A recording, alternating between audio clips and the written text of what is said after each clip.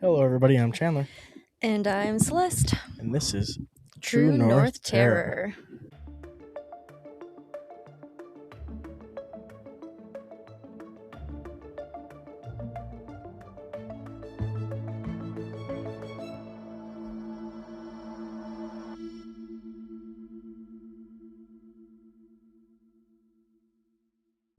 Welcome. We're doing something different today. Yay! Because I love a survival story. Yeah, those are fun. They are fun. Heartwarming.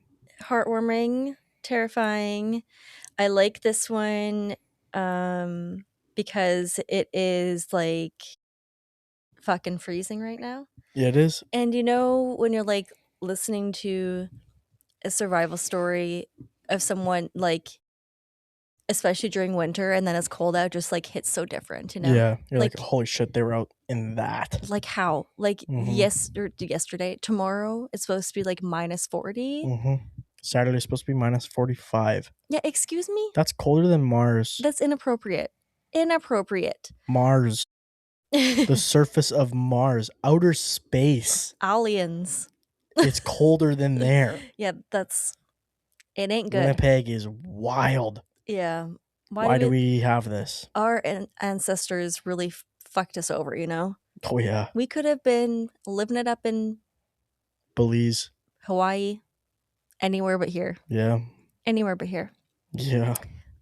Would you rather be stuck in a desert for a week or stuck in like Antarctica for a week with no shelter, no Oh. supplies, like not naked and afraid, like you got clothes, but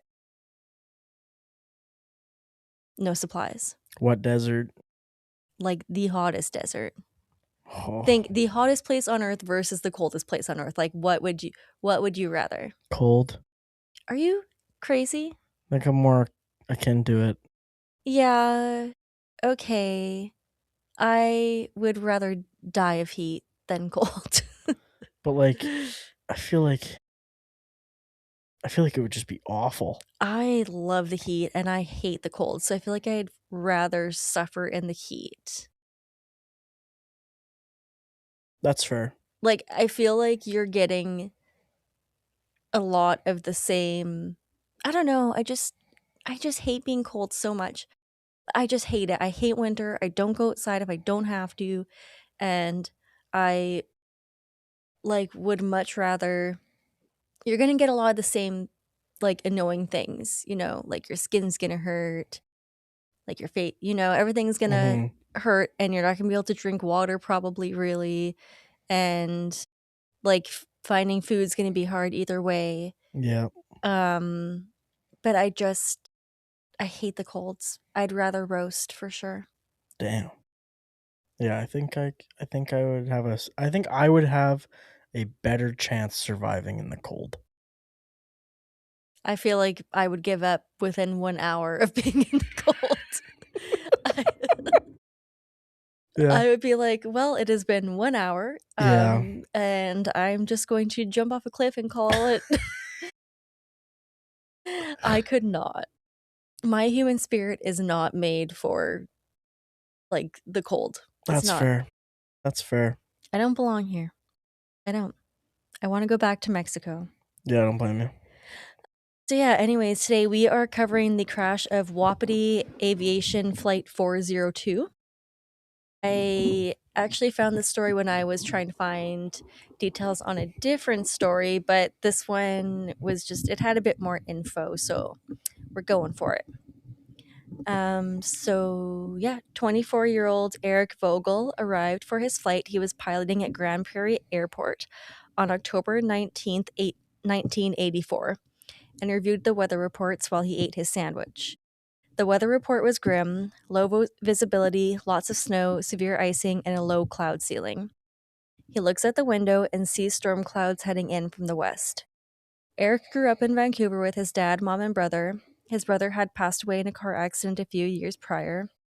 His dad was a pilot for Air Canada, and ever since Eric could remember, he wanted to follow in his dad's footsteps. He was currently working with the only airline hiring, Wapiti Airlines.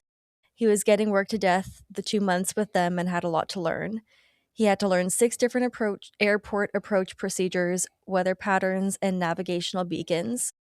His typical schedule was 2 to 4 flights a day, 6 days a week, plus overtime, which is Whoa. like not these days. Yeah. Like, geez Louise. Although he was exhausted, he was still grateful to be flying, and he was close to banking his final 35 hours of flight time to get his next level of certification. When he achieved this, he planned on quitting Wapiti and becoming a jet pilot with a larger airline. Wapiti was already under a microscope by Transport Canada. They were being accused of cutting corners on safety, especially when it came to pushing the limits on weather. They basically they serviced mostly northern communities. Yeah. So the weather's never good. Nope. And the airports are tiny. So the tiny airports that they specialized in didn't have control towers, so the pilots had to do visual approaches. The airline insisted they couldn't just cancel flights every time the cloud ceiling was low or there was poor weather. Only a few months ago, Transport Canada grounded half the fleet because the airline had not done proper maintenance checks. Oh. Eric checks his schedule. It's going to be another long day. First, he is flying south to Edmonton, then back to Grand Prairie, stopping in High Prairie along the way back. Eric collects his logbook and heads to the check-in counter to check in his passengers, but his boss has beat him to it. So he goes to ready the plane, but not before his boss asks if he is okay to do the trip without a co-pilot. Eric hesitates, but he can't get fired with only a few hours left on his certification, so he nods yes and makes his way to his plane, despite already feeling overwhelmed with the bad weather and exhausted from his demanding schedule. 75 minutes later, Eric touches down in Edmonton and unloads his passengers and luggage, heading indoors to check in his next passengers, which is this guy's a pilot and he's doing it all. That's He's checking nuts. in his passengers, he's taking off their luggage, he's doing it all. That's pretty we do some work for some airlines that cover, like, we do the heaters in the hangars, Yeah, and I see the pilots dealing with a lot of shit too. that's crazy. So, well, those are like tiny Yeah, like Bearskin private. Airlines. No, Bearskin actually, they have a lot of workers Hmm. because that's who we take up to Norway House. Okay. They're like a tiny WYJ right now, or WYG. Mm-hmm. Like, they have the scanners and everything. Oh. I had to go through a metal detector last time. Oh. Yeah, 2026, baby. yeah. They're legit now, which is Yeah. annoying because I showed up an hour and a half before my flight and they said I was fucking late. Oh, that's who didn't let you on. I was like, "Are you kidding? What do you mean?" Whatever. Do you? The snow is falling heavily now and the sky is dark. It's 6:40 p.m. and he has only 20 minutes to get his next set of passengers checked in and luggage loaded. He silently prays that there won't be anyone being dropped in High Prairie, which is nearly 300 kilometers northwest of a high ridge called Swan Hills. The airport has no traffic control and only has a very short and barely lit runway. He is hoping he can skip the stop and land in a different airport further north. He meets his coworker, Linda, who has already started checking in passengers. She informs him that they are fully booked, and unfortunately, there are 4 passengers being dropped off in High Prairie. Oof. He also discovers that he still does not have a co pilot. He looks over the most recent weather reports. The cloud ceiling for High Prairie is only at 900 feet. He isn't even supposed to attempt to land if it is under 1,000 feet, but he fears being fired by his already stressed boss. He makes a final attempt to ditch the stop in High Prairie and gets on the PA mic, announcing that he isn't sure they'll be able to land in High Prairie due to the weather, and if anyone is not willing to chance it, to please let him know, but no one stirs. He reasons with himself that if they have to skip High Prairie, at least he warns them. Mm-hmm. As Eric scans the weather reports with a knot in his stomach, 2 men approach the counter, shackled to each other with handcuffs. RCMP Officer Scott Deschamps introduces himself and explains that he is escorting his prisoner Paul to Grand Prairie to face charges. He asks Eric where he would like them to sit and asks if they can board first. Eric's heart sinks. Not only does he have not have a co-pilot in terrible weather, but now he also has a prisoner on board. Jeez. And I guess a few months before this, there was a Wapiti flight that had a prisoner, and he got loose and like went wild and on the plane What? and like almost crashed the plane. So he's like, "Dear Lord, like why me?" How did what? Yeah. So he tells the officer to sit at the very back of the plane as far back as possible. Meanwhile, 48-year-old politician Larry Shaben calls his wife from a payphone. He lives in Edmonton during the week with his 3 college-age children, but his wife and 2 other kids are back in High Prairie in his hometown. He travels there with Wapiti Airlines nearly every weekend instead of making the 4-hour drive. He Wow. he is the Minister of Housing and prides himself on being friendly and approachable. He's calling his wife to let her know that the pilot just announced they may not be able to land in High Prairie and she may have to pick him up 90 minutes away in Peace River. Larry hangs up and makes small talk with 2 passengers who are waiting. He knows them from back home. Gordon Peaver, who happens to be his next door neighbor, is a father of 6 and travels to Edmonton frequently for his financing job. And Christopher Vince is a British man who trains social workers. Everyone boards the plane, and Eric gets their attention for the safety demo as one final passenger with a briefcase runs across the tarmac, boarding at the last moment and taking a seat beside the pilot's seat. So, like the co pilot seat. What the hell? He's like, "Hello, I am not your co pilot, but I'm here." It is now 7:15. They're 20 minutes behind schedule, and Eric shows the passengers how to remove the pin and lift the metal latch to open the cabin door in case of emergencies.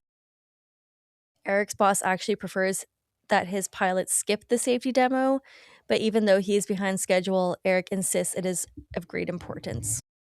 This guy sounds like a class act, his boss. Skip the safety demo. They've all been planes on before. He Wait, said that. What? they've all been no, they've all been on planes before. Jesus. He said that it just stresses people out. No, I don't think so. No, me neither.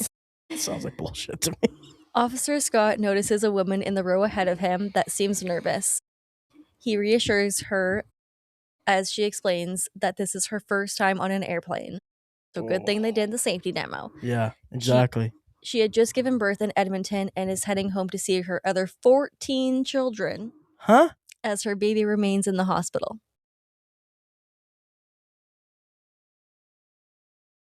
The mother of 15 is Elaine Noski. She is from Whitefish Lake First Nation, a remote reserve northeast of High Prairie. Wow. Scott turns his attention back to his prisoner, Paul. Scott lives in High Prairie and had recently put in a request to be transferred to a station in BC where his wife had just moved for a job opportunity. There is some tension in the marriage as she was ready to start a family, but he just wasn't sure he was ready. He was 28 years old and felt like his career was just starting. His prisoner, Paul, wasn't a violent offender. He had some charges for petty theft and breaking and entering. He had run away from home as a young teenager to escape his abusive father and had been drifting ever since. The charge he was being transported back to High Prairie for was a drunken mistake. After drinking heavily at a bar and returning back to his friend's apartment where he was staying, the deadbolt wouldn't unlock on the door, so in anger he kicked the glass door, shattering it. Oh boy. He was arrested and signed a form promising to appear in court, but soon after fled Grand Prairie before being caught in BC months later. Scott offered to escort him home, taking advantage of the trip to go visit his wife in BC and then head back home. Smart guy. Yeah. Paul turns to Scott and asks if he can uncuff him for the flight. Scott has actually grown to like Paul and knows he isn't a violent offender and has nowhere to run, so he agrees but threatens the full force of the RCMP will be after him if he does try anything stupid. Scott, yeah, fair. Scott uncuffs Paul and puts his head back to try to rest. Eric stares out the cockpit window to see if he's the only plane on the tarmac.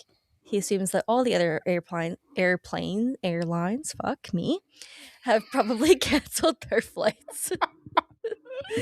I was like airplanes. Jeez. Oh shit, that was good. Okay. All the airlines have probably canceled their flights. Eric glances at the man that took a seat next to him with the briefcase. He is worried that it might be a safety inspector from Transport Canada. Wapiti has been getting surprise visits from them ever since their fleet was grounded due to improper maintenance. Eric receives clearance for takeoff and opens the throttle, accelerating down the runway. 40 minutes later, he flips on his landing lights and looks out the window. He tries to check on the wings of his plane, but ice has creeped over his windshield. He is nervous that his wings have ice built up as well, as it seems to be sluggish, and his suspicions are confirmed. There is a thin layer of ice on the edges. It weighs down the plane and interferes with his ability to lift and drag. He flips the switch for the wing de-icers, but nothing happens. Boy. One of his two automatic direction finders, ADFs, is not working either, which means he needs to regularly toggle the beacon and do some math to confirm their coordinates. Oh, fuck. He's going through it. That sucks. He looks down at his one functioning ADF. The needle is steady, indicating that it is feeding off the frequency of the Swan Hills beacon, the marker for the highest point of land on the flight path. After the Swan Hills beacon, it is a steady decline of land. He still hasn't quite convinced himself to attempt the landing in High Prairie. With the current conditions, it is against regulations. If the man sitting next to him is indeed an inspector, he could lose his license. But if he doesn't attempt the landing, he could lose his job. The man next to him didn't seem to take note when the wing de-icer wasn't working, so he decides that he probably is not an inspector and he needs to attempt the landing. Only 35 more hours to log, then he can apply to be a pilot with a less sketchy airline, and he can't lose his job when he is so close. Eric was right, though. The man next to him wasn't an inspector. It was Grant Notley, the leader of the Democratic Party. The needle on the ADF swings around, indicating that the Swan Hills beacon is behind them now. Eric prepares to make his descent. He adjusts his ADF to the High Prairie beacon frequency. The High Prairie Airport is approximately 2,000 feet above sea level, so he decides that he will drop below the clouds to 2,800 feet, and if it's too cloudy to spot the runway, he will pull up and skip the stop, going directly to Peace River. He gets on the intercom and informs the passengers they are about to begin their descent into High Prairie and tells them to buckle up. He begins to descend into the icy clouds below them at 200 miles per hour. He should be on the ground in 10 minutes. It is now 8:05, and Eric talks through his headset. This is Wapiti Flight 402, seeking a weather update. Do you copy?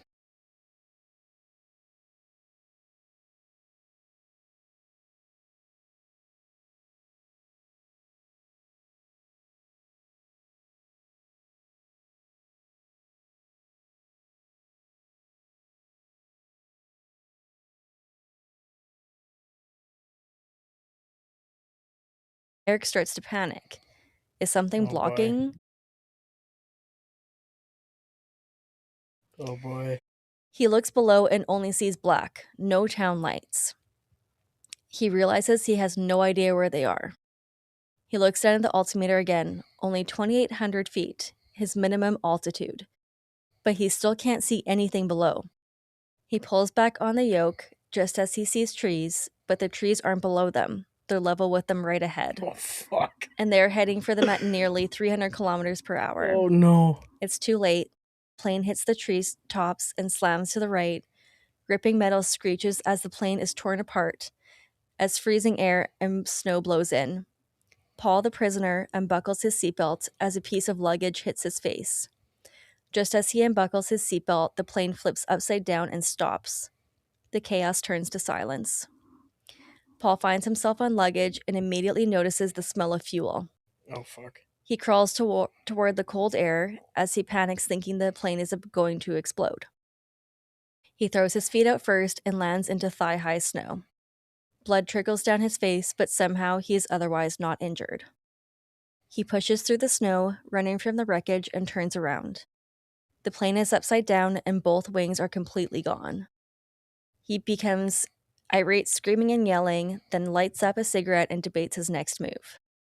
He could just keep walking.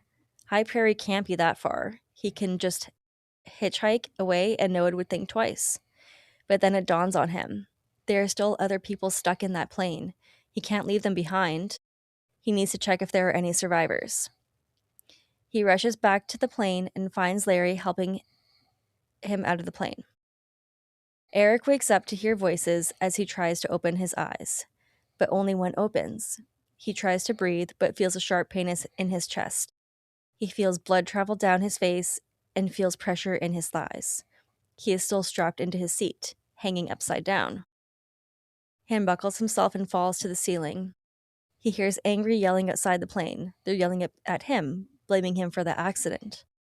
Eric immediately feels sick to his stomach. What happened? What did he do?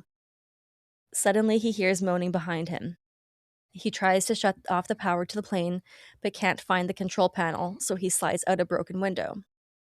Once out of the plane, he turns to look at the wreckage. The entire nose of the plane is completely gone, control Holy panel and shit. all. Yeah.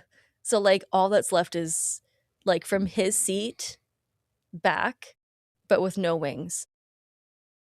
And it's upside down. Oh my god. Like, that's. How does anyone walk away from that? He struggles to move towards voices and finds two men standing with bloody faces. It's Larry and Paul. It doesn't seem they have noticed he is the pilot as his winter parka covers his uniform. He introduces himself as Eric, and he isn't quite ready to admit he was the pilot. Eric opens the cabin door, and Paul climbs in, yelling for Scott, explaining that they were sitting in the back row. That's when Eric puts it together. Paul is the prisoner. As they search for Scott, he wakes up, upside down in snow. He tries to scream, but barely any noise comes out. But it is just enough for Paul to notice. Paul frantically tosses luggage and debris, digging and searching for Scott. He finds a sheet of metal covering him, but it won't budge. Scott No. forces his hand through a hole and asks Paul if he can see it. Paul grabs it and squeezes, asking if he can feel it, but Scott can't. Then Paul realizes it isn't Scott's hand he's squeezing, it's another passenger. He assesses the passenger to find him pinned down from the waist and twisted in an unnatural position. His jaw is completely crushed and he is barely breathing, gasping for air. Paul knows this man is beyond saving and focuses his attention back on getting Scott out of the snow tomb. So this prisoner is trying to save this RCMP officer. That's awesome. Yeah. Paul pushes his hand through debris again and finally finds a worm hand. It's Scott. He tries to pull him out but doesn't make any progress. So he goes to the window where Scott is trapped and shovels the snow away with his hands, finally reaching the seatbelt and unbuckling him, pulling him by his shoulders as Scott screams and wiggles himself free. Meanwhile, Larry and Eric attempt to start a fire. Larry walks in a circle, flattening the snow as a sharp pain hits his tailbone. He knows it's likely broken, as well as some ribs, broken fingers, and has a bunch of missing teeth. Oh fuck. He also lost his glasses in the crash and is basically blind without them. Go searching for wood in the 80-foot tall pine trees. The two men try to get a fire going with a cigarette lighter, but everything is wet from the snow. Scott and Paul approach. Scott lays down as Paul takes over the fire making, getting it started quickly. The four of them huddle around the small flame. They need to keep the fire going or they won't last through the night. The temperatures were dipping below -30. So, like, I could not sleep outside tonight. No. Absolutely not. Not happening. I, like, walked from my car to the front door at work and I just about died. Yeah. Fuck. The men take turns tending to the fire, collecting branches, and finding debris they can burn from the plane, as well as going through luggage to find additional layers to keep them warm. It's 9 p.m., less than an hour after the crash. Paul replaces Scott's sneakers with winter boots and lays a parka over him. This guy. The MVP. Yeah.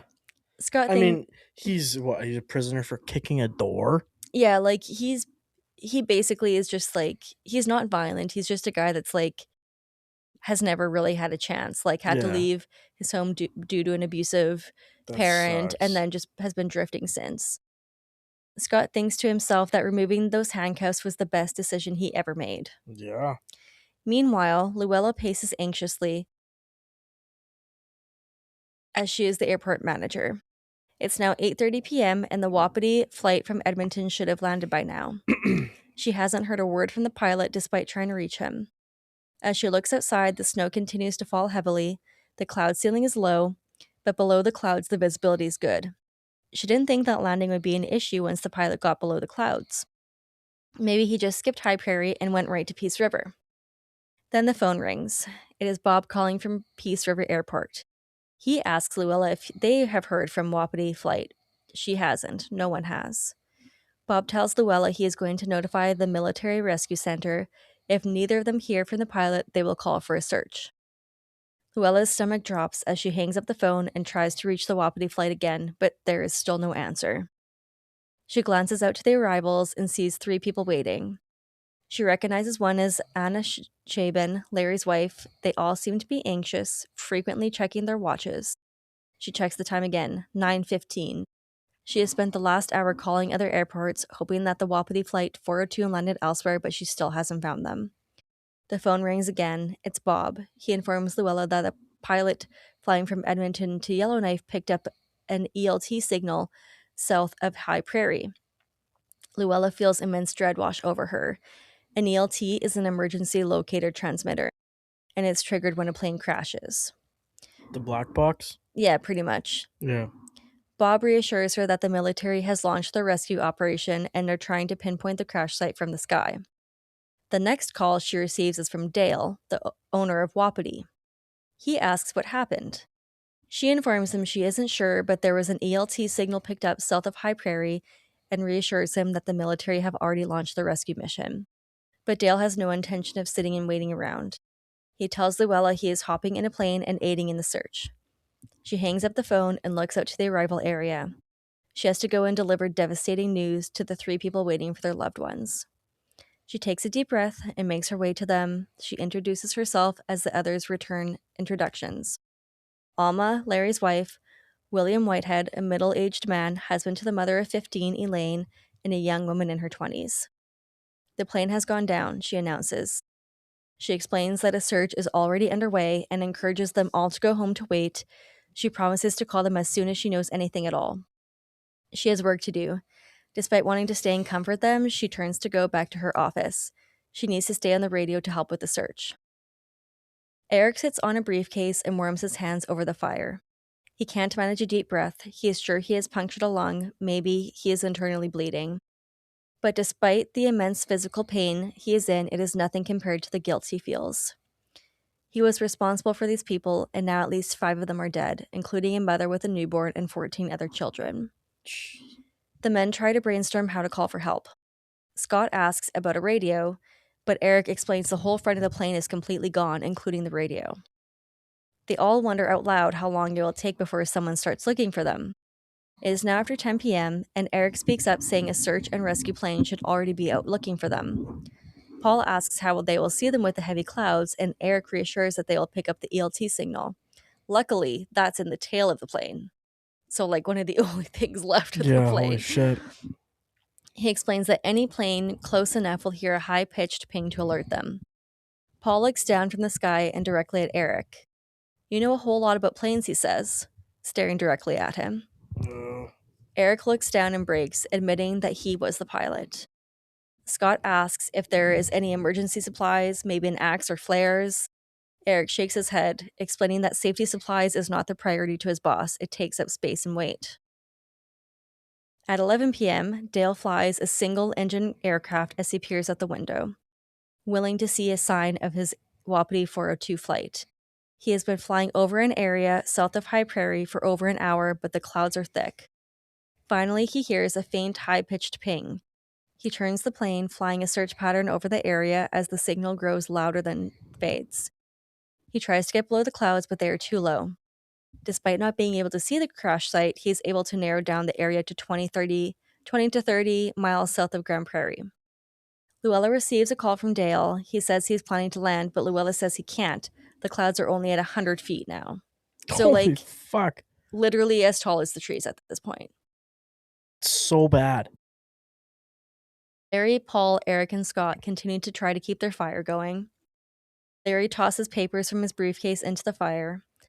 Eric sits quietly, suffering silently from guilt. He wishes he was dead. He has no idea what's going to happen to him once they get out of here. If they get out of here, will he be arrested? Will he be charged with murders? He definitely will never be able to fly again. No one's ever going to hire him. Paul continues going back and forth from the plane and forest, looking for anything they can burn. Eric looks to the sky, wondering what is taking so long for them to be found. He hears a faint buzz in the sky, but then it disappears. Larry quietly wraps his tie around Eric's bleeding forehead, offering a hand on his shoulder. He feels pretty sorry for the kid.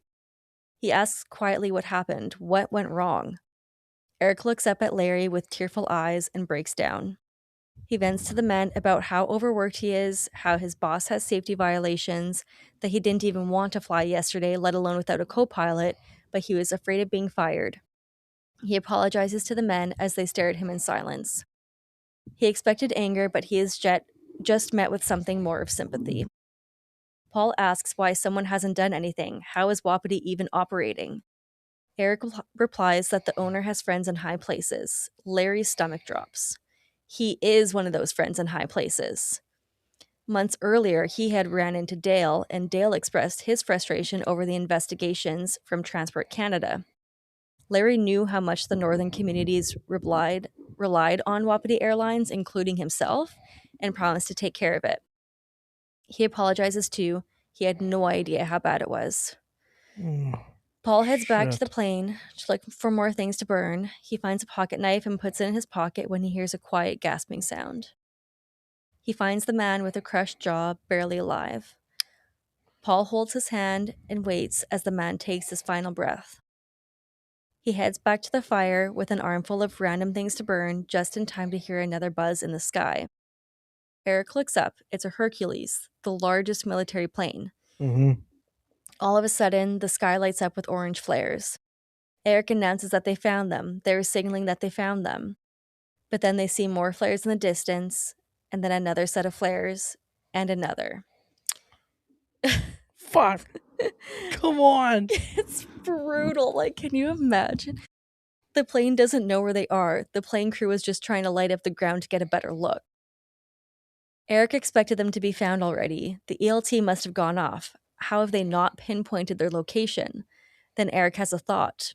What if the ELT isn't actually activated? It has to be armed before each flight. And like, his boss doesn't give a single fuck about Yeah.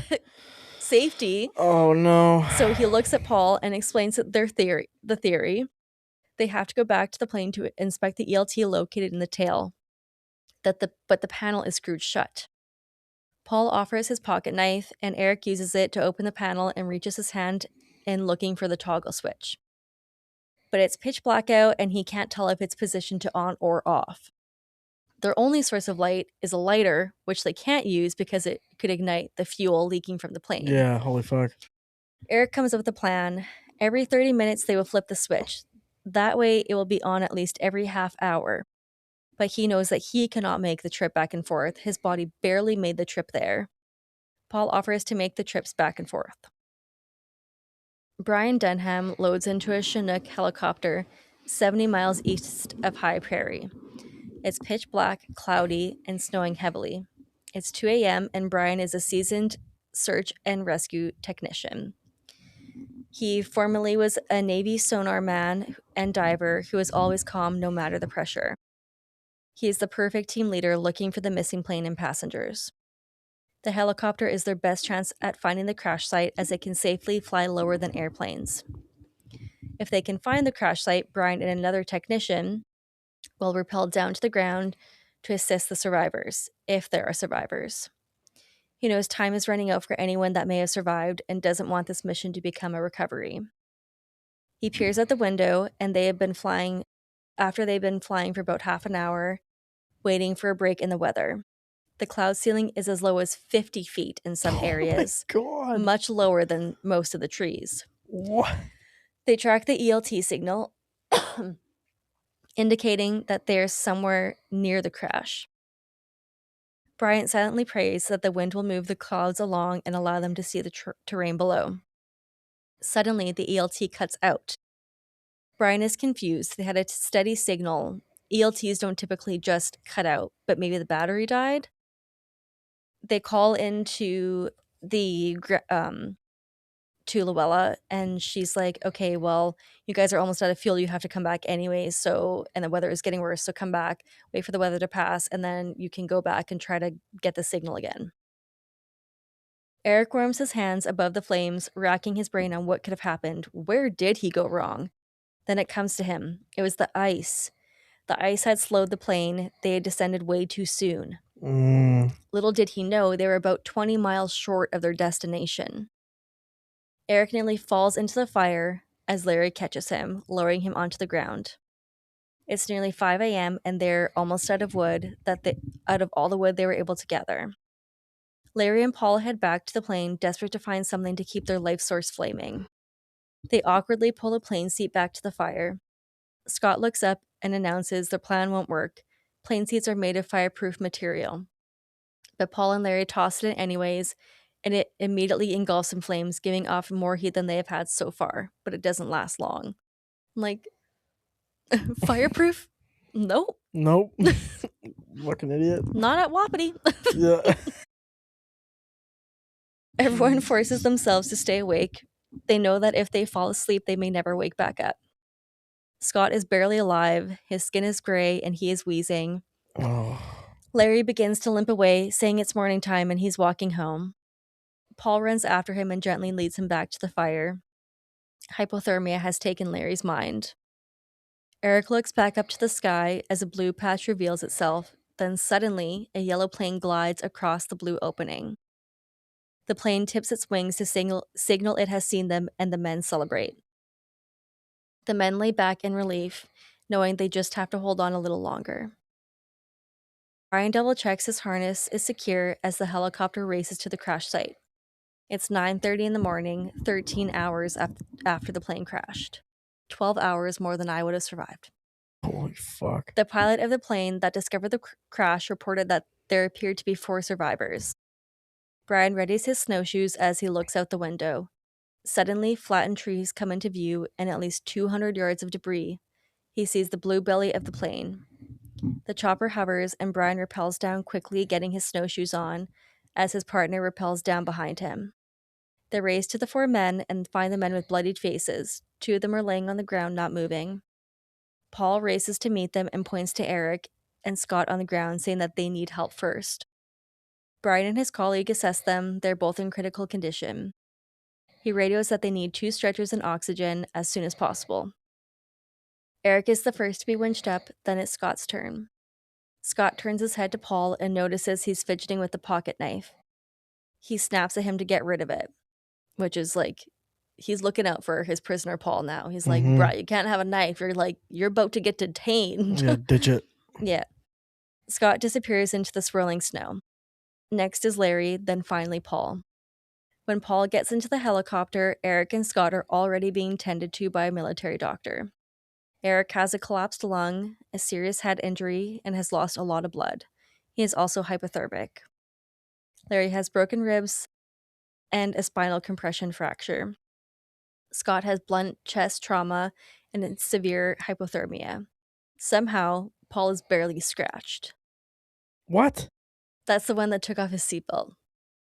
Holy shit. Yeah.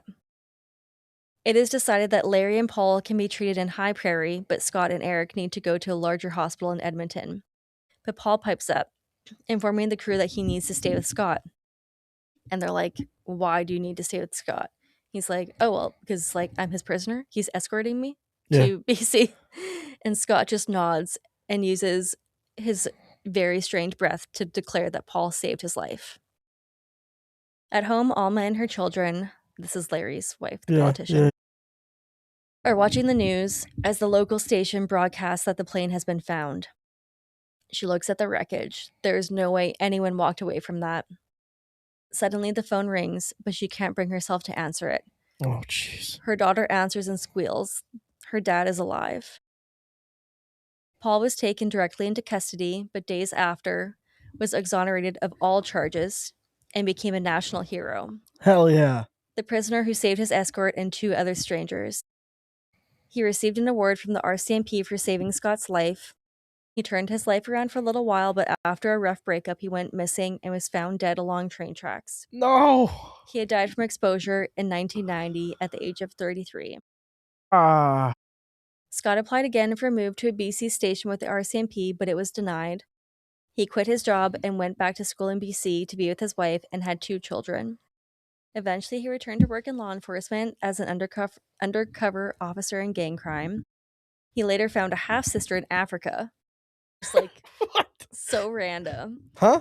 And he ended his career working in Victoria for the criminal justice branch. He bought a sailboat and is now retired, living his dream by the ocean with his family. Good for you, Scott. Eric couldn't bring himself to return to flying immediately. He fought suicidal thoughts and the immense guilt that came along with the accident. He worked as a long haul truck driver, then became a firefighter, eventually becoming a captain at a Burnaby fire hall. He also volunteered for search and rescue in BC. Wow. He did fly a float plane for a while, but after getting married and having 3 children, he just couldn't justify the risk of flying anymore. Fair. He is now retired living in BC, but is an active and outspoken advocate for small aviation safety. Larry suffered with PTSD after the accident, but continued flying with Wapiti until it was closed by the government. He continued to have a successful political career, eventually becoming Alberta's Minister of Economic Development and Trade, retiring from politics in 1989 and starting his own consulting business. He also was an activist in Edmonton's Muslim community. Him and Paul maintained a close friendship until Paul's death, which completely shattered him. He also visited Elaine's husband and children. In 2008, he passed away after a very short battle with cancer at the age of 73. His daughter wrote a book about his experience called Into the Abyss that was later turned into a documentary called The Wreckage of Flight 402, which aired in 2012. I didn't mention it, but Paul and Larry, when they were like walking back to the plane and grabbed the seat to burn, Larry asked Paul, like, what's your story? And Paul said, well, I ran away from home when I was 14. I had an abusive stepdad. I've been drifting since. I have like all these petty theft crimes. And this time, this is what happened. Like, I got drunk, tried to get into my apartment, couldn't, kick the glass in ditch town. And now, like, I'm being escorted back to face those charges. And instead of Larry being like, wow, bro, you suck, he like just gave him a hug and treated him like a human. Paul said like that was one of the only times in his adult life that anyone treated him like as a human, not as just trash. Yeah, not as just like someone that deserves, nothing. Poor guy. And yeah, like they maintained a really close relationship until Paul passed away. Finally, Wapiti Aviation was investigated and shut down in April 1986, so 2 years later. Well, basically like a year and a half, actually. After an inquiry revealed a dangerous work culture and safety shortcuts. That's the crash. I could never survive more than an hour. That's fucked. I'd be like, Paul, where's that lighter at? Go and fucking blow myself up with the plane. Like, holy shit. I absolutely could not survive in cold conditions like that. No. I ain't made for it. That's bad. And you don't have any gear. Yeah, like they have like luggage and stuff. Like they all had parkas on because those planes like were temperature regulated back then. Yeah, it's a cool story. Like, I mean, they didn't have to survive out there for that long, but if it had been much longer, I doubt Scott and Eric would have survived. Our homeboy MVP of the crash. Yeah, holy shit, did he pull it together? Yeah, like I don't know, just kind of it's very interesting that he was like so determined to first of all go and save Scott when it crashed, and then just like he literally did everything. He started the fire, he gathered the wood, he went back and forth to the plane to trigger the black ELT. box. That's crazy. Like he did it all, and as soon as the rescuers got there, he was like, take these 2 first. Like, we are fine. Also, I'm a prisoner. Yeah, also, I'm a prisoner. Like, that's crazy. Yeah. Like, he could have easily just fucked off. That's wild. From the very beginning, and they all probably would have died. That reminds me, like, the first thing I thought of when you brought it up and how cold you said it was, there's a movie based on a real plane crash called Society of the Snow. Oh my god, I cannot even talk about it. That movie's fucked. The plane crash scene? Yeah, it's unreal. Oh my god. And then it's too much. And then, my current brain goes, well, Grey's Anatomy season 8. Yeah.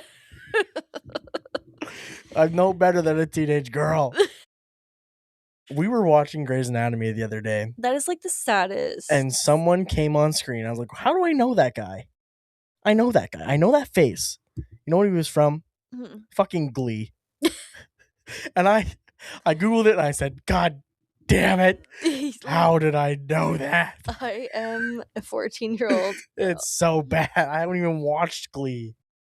But There's lots of cameos in there, though. yeah, no, that plane crash couple episodes from Grey's, I'm still upset about it. The actor that plays McSteamy, what's his name again? Eric Dane. Yeah, He's got ALS. yeah, very ill. He's probably not even going to survive the year. Yeah, that's so sad. That's terrible. So sad. He was in Euphoria. Have you watched that? No. Well, since you're a teenage girl, you would love it. It's so fucked up. Lexi likes it. Yeah. Oh gosh, he's like a predator in that. Wasn't he one of the guy's dads? He's one of the guy's dads, but Jacob Elordi's dad. He's also like paying under like minors for sex. Ew. And I was like, I cannot see McSteamy in this dark light. I am so sorry, but he was my favorite. I know, love him. Him. My favorite's Alex though. Yeah.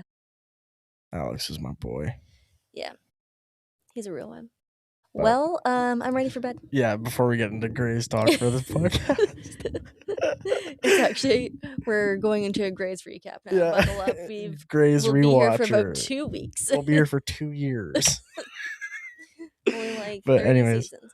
Okay, well. Stay spooky, True Northers. Terror is closer than you think. Yeah. Peace out, girl.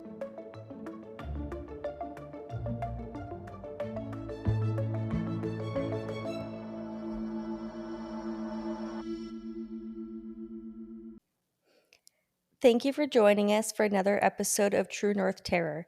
If you like our podcast, please help us grow by leaving a rating and review. If you have a story you want us to hear, or your own personal story you want to hear on the pod as a listener story, email us at truenorthterrorpod@gmail.com. Join us next week for another episode of True North Terror.